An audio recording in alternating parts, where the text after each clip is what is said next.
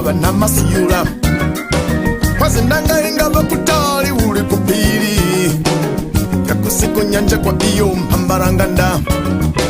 kwazibara ikusama ndikuti yawona ukantu ndiko kuti kumajikwa wagwa mwamwa amdanasan pambaranganda bakuwira mona mutuwo amdanasan pambaranganda bakuwira mona maruni wuwo inakwati mpakwaero amdanasan pambaranganda wenikuti maone bakuwira mona mutuwo inakwati mpasane amdanasan pambaranganda wenikuti maone bakuwira mona maruni wuwo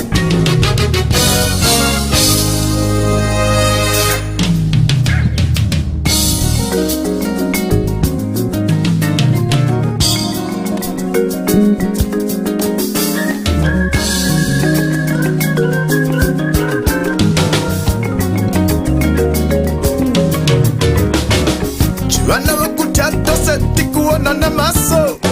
Wenu watu wa muntu tawiranga modara Ukubalira moda bandumbu na kusenyera bamwera Na macheru wekisumba yamwe kugira chini Makumijambu tumba ya muya nenge vya mtazi Safuna iyo inga mpani chanduru Wakumija kumsimu watu wafune kumsimu Wakumija kutupi chake chifunde Amdanasan